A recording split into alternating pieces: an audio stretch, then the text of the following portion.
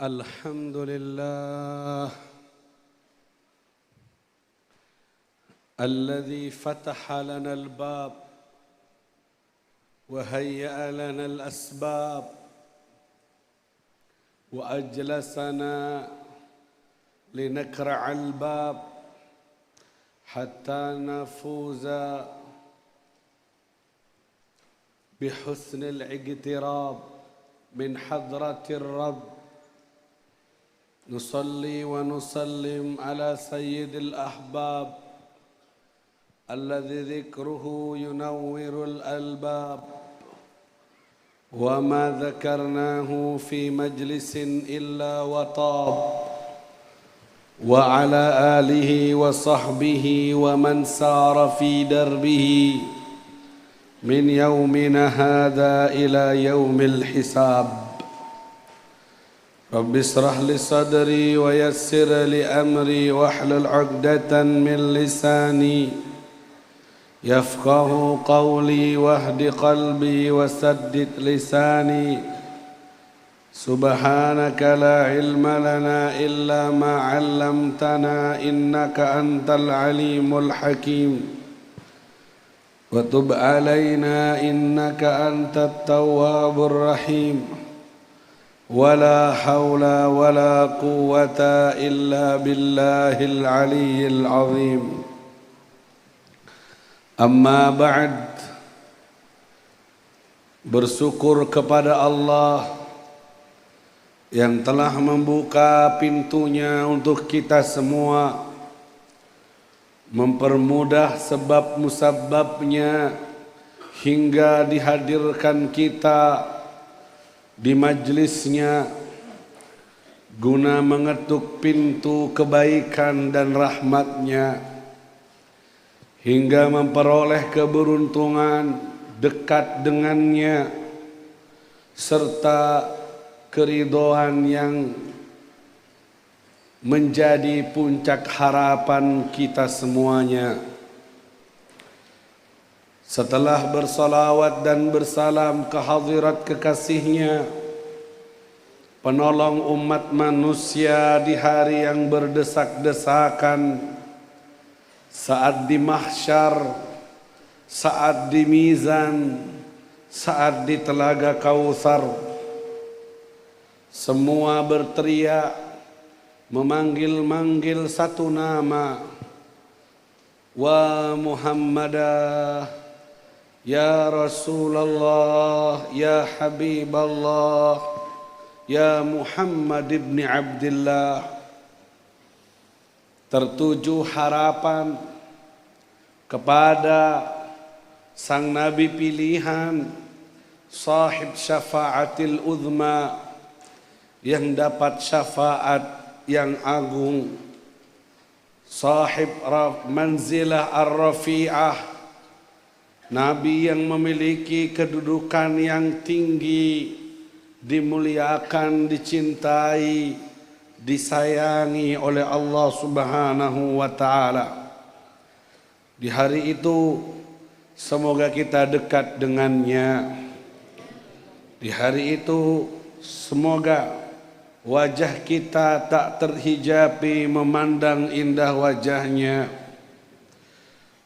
Di hari itu badan kita semoga dapat kesempatan untuk menyentuh badannya, hingga tangan ini ditarik ke sorga bersamanya. Amin ya rabbal alamin. Para hamba Allah, Allah telah memuliakan kalian bukan dengan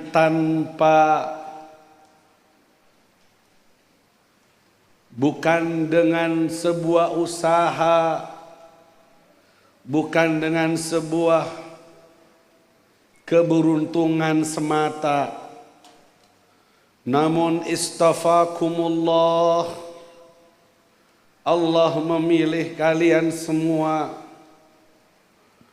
untuk kembali memperbaharui janji taubat setia kepada Allah sebelum Dia memanggil kita.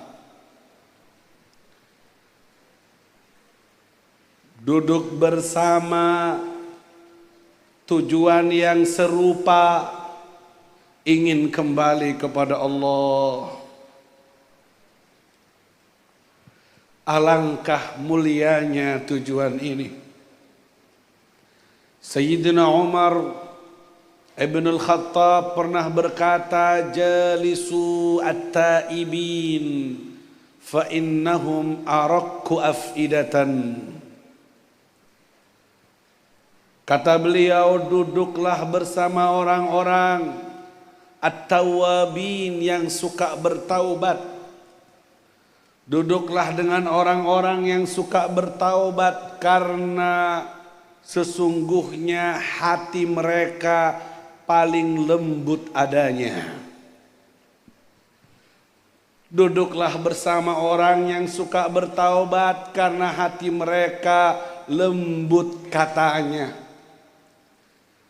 Suka kembali ke Allah, suka taubat dari dosanya, setiap terjebur dalam dosanya yang sama, menandakan lembut hatinya. Lembut hati gampang kembali kepada Allah.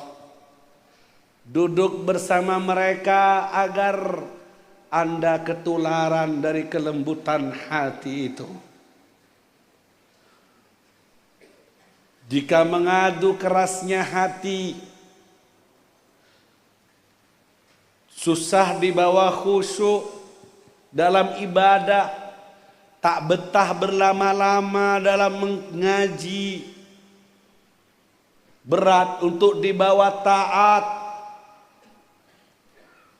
hati yang keras dan mati perlu dibawa duduk kemari, untuk duduk bersama mereka-mereka yang suka meminta ampun kepada Allah hingga mengalir kelembutan hati itu, dan semuanya pada akhirnya dapat ampunan dari Allah Subhanahu wa taala.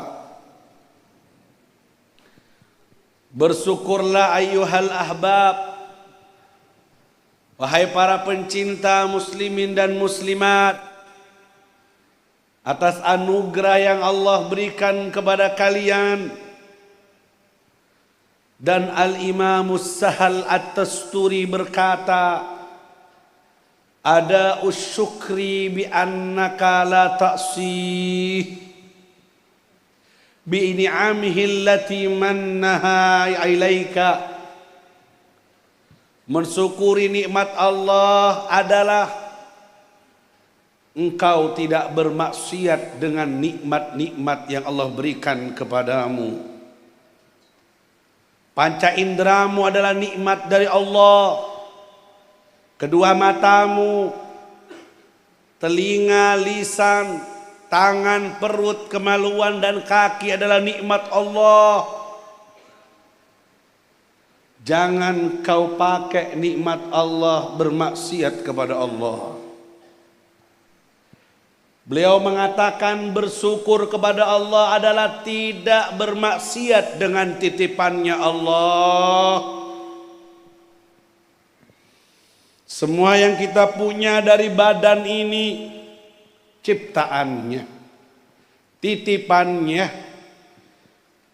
Inna sam'a wal basara wal fuada kullu ulaika kana anhu mas'ula. Pendengaran, penglihatan, hati, semua yang ada ini akan dipertanggungjawabkan di depan Allah Subhanahu wa taala. Kau pakai apa titipanku? Kau gunakan untuk apa nikmatku?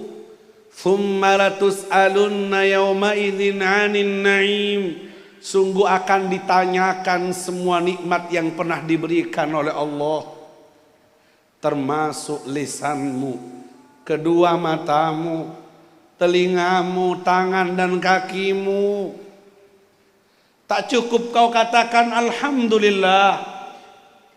Tak cukup kau hanya mengucapkan alhamdulillah. Tapi apa yang kau miliki kau gunakan untuk apa? Jika titipan itu justru kau gunakan untuk bermaksiat kepada Allah, maka itulah kufur nikmat. Banyak di antara kita yang mengartikan syukur dari rezekinya dengan berbagi, ya. Syukur dengan hartanya, dengan bersedekah, ya. Tapi dia kebobolan, kecurian. Dengan matanya dia bermaksiat kepada Allah.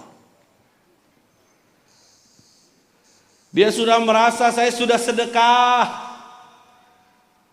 saya sudah ibadah, saya sudah berbuat kebaikan ini dan itu, saya sudah bangun masjid, saya sudah menyantuni anak yatim. Di balik layar dengan tangannya dia zalim ke orang. Dengan lisannya dia gunakan meremehkan orang lain. Dia tidak syukur kepada Allah. Dia kufur dengan nikmat Allah Subhanahu wa taala.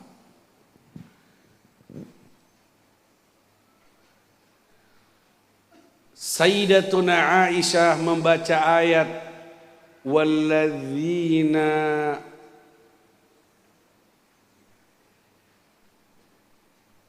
atau ma utu wa qulubuhum wajilah. Sekelompok orang setelah melakukan amal, hatinya bergetar takut ke Allah. Sayyidah Aisyah bertanya, maksudnya ayat ini apa ya Rasulullah?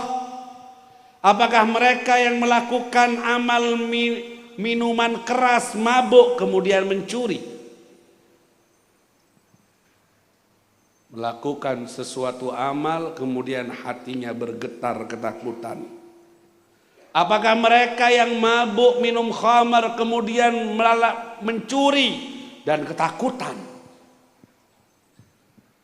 Katanya Nabi, la ya bintas Siddiq, wahai putri Abu Bakar As-Siddiq, bukan seperti itu tafsir ayatnya. Terus apa? Mereka yang berpuasa, bersedekah, sholat, setelah beribadah hatinya bergetar takut kepada Allah. Bukan malah bangga, bukan malah senang. Setelah berpuasa, setelah bersedekah, setelah sholat semalaman, hatinya gemetar takut kepada Allah. Takut ditolak. Takut dengan ayat wa badalahum minallah ma lam yakunu yahtasibun. Dimunculkan oleh Allah di dalam persidangan pengadilannya amal buruk yang sebelumnya mereka tak menyangka bahwa itu dihitung buruk di sisi Allah Subhanahu wa taala.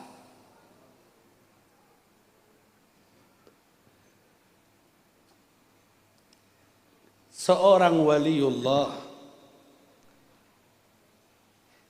As-Salimi dalam riwayat kerjaannya menjahit baju, selesai dijual ke pasar bajunya, menjahit sendiri, selesai dijual ke pasar, dari itu dia makan untuk keluarganya. Suatu saat ini orang menjahit pakaian yang khusus dengan waktu yang lebih panjang dibandingkan yang biasanya, hingga 1 minggu tak selesai. Dia jahit dengan serapi mungkin, sebagus mungkin.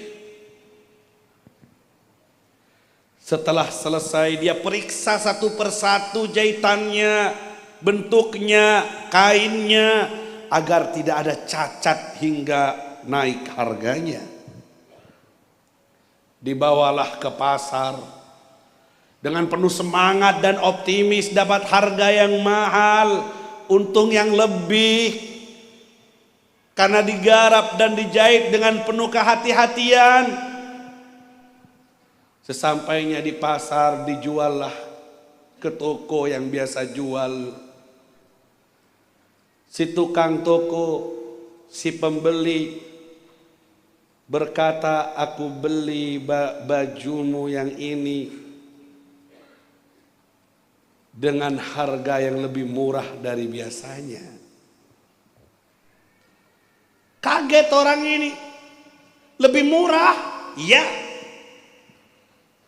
Biasanya mungkin 50.000, yang ini sekarang turun jadi 25.000. Seakan tak percaya, lebih murah dari biasanya. Ini aku jahit dengan tanganku sendiri dengan waktu yang lebih panjang, penuh dengan kehati-hatian, lantas kau bilang lebih murah? Ya. Menangis tukang jahit ini. Menangis dia. Kenapa kau menangis? Kata si pembeli. Apakah karena murah harganya? La, tidak. Menangis sejadi-jadinya dan menjawab, aku menangis bukan karena harganya yang murah. Aku jahit ini baju dengan penuh ekstra hati-hati. Biasa 2 hari selesai, ini seminggu. Setelah aku jahit, aku periksa satu persatu agar benar-benar bagus dan mahal harganya. Aku tidak menemukan satu cacat pun. Aku tidak menemukan satu aib pun dari jahitan baju yang spesial ini. Lantas datang kepadamu, kau beli ini dengan murah. Karena ternyata di baju ini ada bagian yang sobek atau bagian jahitan yang tak lurus. Aku sudah hati-hati, aku sudah menjaganya, aku sudah perhatian dengan benar. Tapi aku tidak mengerti, mataku tak melihatnya. Saat aku berikan kepadamu terlihat aibnya dan akhirnya dihargai dengan harga yang murah. Aku menangis karena aku ingat nanti kalau aku pulang menghadap Allah. Aku sudah berhati-hati untuk takwa. Aku sudah jaga diri. Aku sudah beramal soleh. Aku sudah perkirakan baik semuanya. Ternyata di depan Allamul Ghuyub, di depan Allah yang maha mengetahui dari semua yang tersembunyi, ada dosa yang tersembunyi tak kusangka-sangka sebelumnya. Ada dosa yang tersembunyi tak kusangka sebelumnya, hingga membuat aku ditolak oleh Allah, hingga membuat aku terusir dari rahmat Allah. Padahal saat di dunia aku benar-benar sangat hati-hati. Begitu dia menangis karena takut tidak diterima oleh Allah Subhanahu wa ta'ala. Salat dia, sedekah dia, puasa dia, banyak ibadahnya. Qulubuhum wajilah, hatinya bergetar takut, khawatir ditolak oleh Allah Subhanahu wa ta'ala. Apakah kita demikian adanya? Atau malah jangan-jangan ibadahmu mendatangkan kesombongan yang baru? Atau jangan-jangan sedekahmu mendatangkan penyakit riya yang baru, mendatangkan virus untuk hatimu? Atau jangan-jangan rukukmu, puasamu, ibadahmu justru mendatangkan kesombongan, justru mendatangkan riya? Lantas dengan pedenya, seakan-akan sudah jelas sorga, tak punya rasa takut. Bermaksiat, berbuat dosa, kadangkala sambil tertawa, Siapa yang berbuat dosa dalam keadaan tertawa, maka akan dimasukkan ke neraka dalam keadaan menangis. Na'udzubillahi min dzalik. Sayyidina Umar ibn al-Khattab, dari saking tingginya takut kepada Allah, berbekas 2 garis hitam di bawah matanya. Keseringan dilewatin air mata nangis kepada Allah. Sayyidina Ibnu Abbas juga ada cekungan di bagian bawah pipinya, di bawah bagian matanya. Keseringan dilewati air mata takut kepada Allah. Apa yang membekas dari mata kita? Siapa yang memenuhi matanya dengan pandangan haram, akan dipenuhi matanya dengan api neraka di hari kiamat.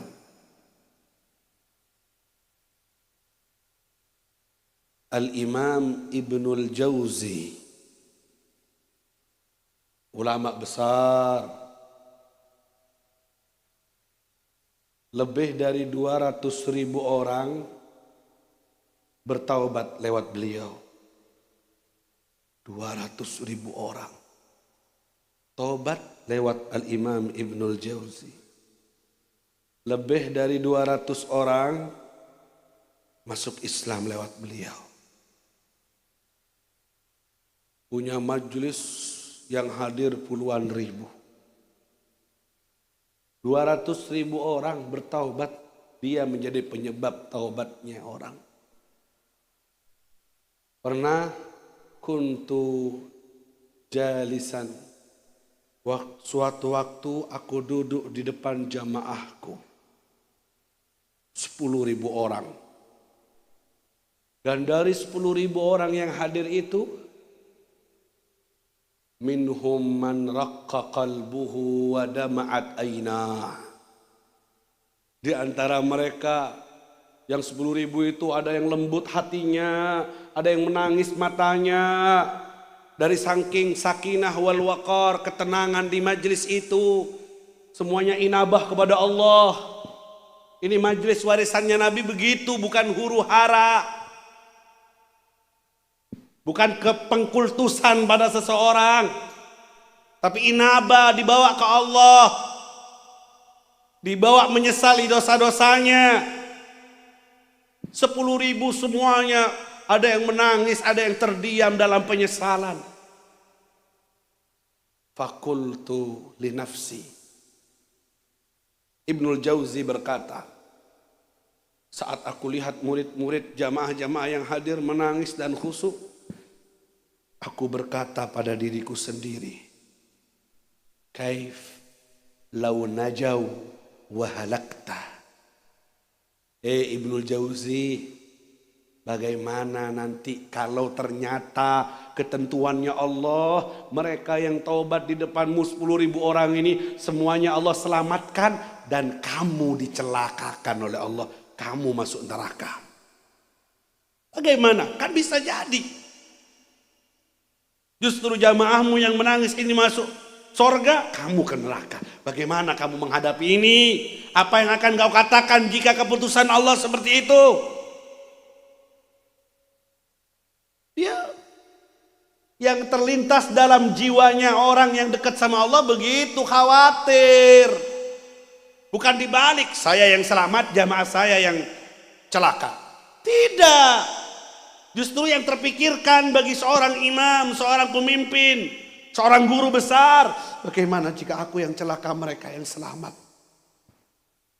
Apa yang harus aku katakan nanti kalau ternyata ketentuan Allah begitu, sama-sama tidak ketemu, masih hidup di dunia, tidak ketemu surga dan nerakanya. Bukan merasa karena jadi imam, jadi guru besar, akan megang kunci surga, kalian ikut dari belakang. Tidak, bukan seperti itu. Orang semakin dekat sama Allah, semakin cinta sama Allah, semakin dia tahu adab. Bagaimana ya imam? Jika seandainya ketentuan Allah mereka yang selamat, engkau yang celaka. Ilahi, imam itu menjawab, ini bisikan nafsu, bisikan jiwa. Ngomong sendiri dia, karena saking takutnya. Jawab Imam Ibnul Jauzi dan berkata, Ilahi, wahai Tuhanku, idza qadaita alayya bil azab, jika engkau menentukan aku harus diazab dan mereka yang selamat, la tu'limuhum, jangan beritahu mereka ya. Jangan kasih tahu jamaahku kalau aku diazab. Kenapa? Sianatan likaramik, untuk menjaga kebaikanmu. Karena mereka akan berkata nantinya, oh ternyata orang yang selama ini mengajak kita taubat ada di neraka. Ternyata orang yang selama ini mengajak ke Allah ternyata diazab sama Allah, dan itu haknya Allah untuk berbuat seperti itu. Aku ingin menjaga kemuliaanmu, kebaikanmu, bukan karena untukku tapi untukmu. Kalau memang harus diazab, jangan beritahu murid-muridku agar mereka tak berkata orang yang menunjukkan kami jalan taubat ternyata disiksa. Allahumma shalli ala Muhammad. Semakin tinggi, semakin dekat dengan Allah, semakin wajilah, semakin gemetar, semakin ketakutan, semakin khawatir tidak selamat. Jika kamu merasa tenang, siang dan malammu merasa aman, itu tanda bahwa kejauhanmu dari Allah. Jika kamu merasa tenang siang dan malam, tidak khawatir dengan imannya, ibadahnya, tidak khawatir dengan akhiratnya, tidak khawatir selamat dan tidaknya, ini menunjukkan bahwa kamu lagi jauh dari Allah. Kalau kamu dekat sama Allah, kamu akan khawatir. Seorang pencinta selalu khawatir ditinggal, dimarahi oleh yang dicinta. Yang kita lalui siang malam adalah ketenangan, kesantaian, kayak merasa sudah pasti selamat, tidak ada khawatirnya, tidak ada rasa takutnya. Mereka para wali-walinya Allah dalam majelisnya yang ada astagfirullah, khawatir, takutnya malah dia yang celaka dan mereka yang selamat. Jika kita merasa biasa dan tenang, itu tanda bahwa kita jauh dari Allah Subhanahu wa taala. Ampuni dosa-dosa kami ya Allah. Kalau datang ketentuan-Mu, kami semua harus diazab, disiksa. Kami sebagai hamba-Mu tak bisa berbuat apa-apa. Kami hanya akan ingat saat-saat kami bertaubat di majelis ini. Dan kau pasti juga ingat ketentuan azab itu tertimpa pada hamba yang pernah menangisi dosanya, pada hamba yang mengakui kesalahannya, pada hamba yang lemah dan selalu ingin kembali kepadamu. Dan itu hakmu. Kami tak punya apa-apa. Kami hanya bisa berharap Engkau berkenan mengampuni dosa-dosa kami. Engkau berkenan memaafkan salah kami. Engkau mau menerima kami. Engkau buka pintu untuk kami. Tak ada yang tahu satupun di antara kami selamat atau celaka. Kami tak peduli itu karena itu mutlak Engkau yang memutuskannya. Bisanya kami hanya meminta dan mengemis, Allah, Allah, jangan tinggalkan kami. Jangan murkai kami.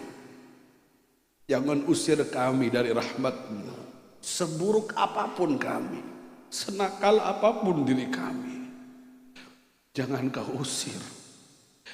Jangan Kau biarkan hati ini diambil hawa nafsu, diambil setan yang tak pernah berhenti. Kami ingin dekat denganmu. Kami ingin bersamamu. Ruh kami tenang bersamamu, bahagia denganmu. Allah, Allah, Allah, Allah, Allah, Allah. Tuh. Mereka memanggilmu. Mereka tahu tak bisa apa-apa, tapi mereka mau memanggilmu atas izinmu. Atas izinmu mereka memanggilmu. Apakah setelah ini kau azab mereka? Atas izinmu mereka memanggil namamu. Apakah setelah ini azab untuk mereka? Ya Arhamar Rahimin, Ya Akramal Akramin, kasihani ya Allah, sayangi ya Allah, Allah, Allah, Allah.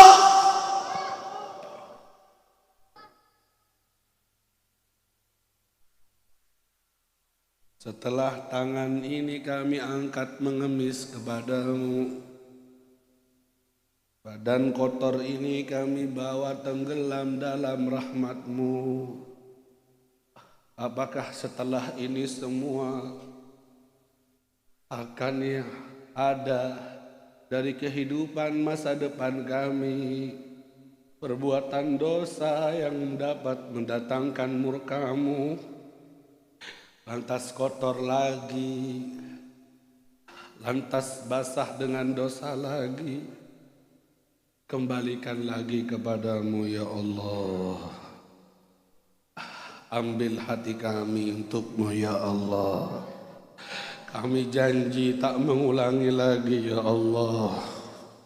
Kami minta ampun ya Allah. Banyak nikmat-Mu yang kami pakai bermaksiat kepadamu. Kami minta ampun ya Allah. Ya Allah, ya Allah.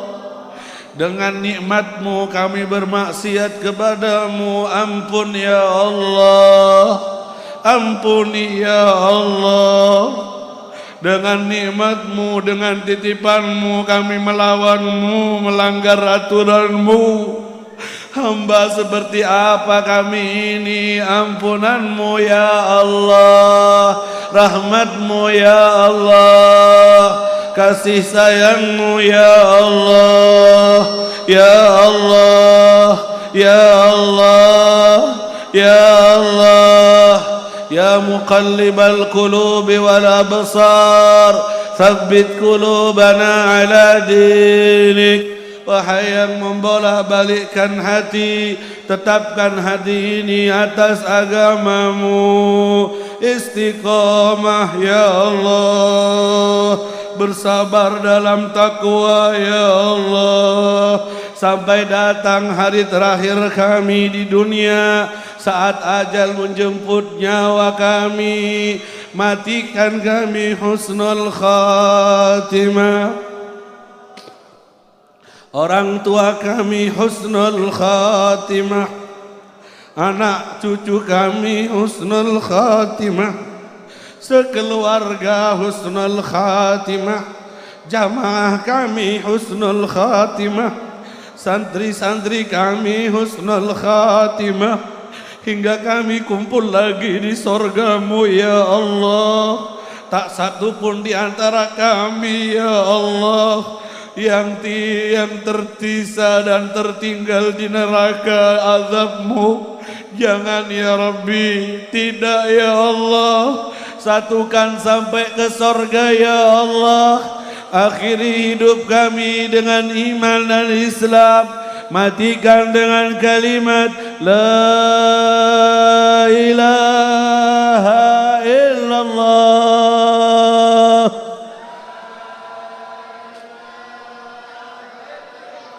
La ilaha illallah. La ilaha illallah. محمد رسول الله صلى الله عليه وسلم سبحانك اللهم وبحمدك أشهد أن لا إله إلا أنت أستغفرك وأتوب إليك وأتوب إليك وأتوب إليك.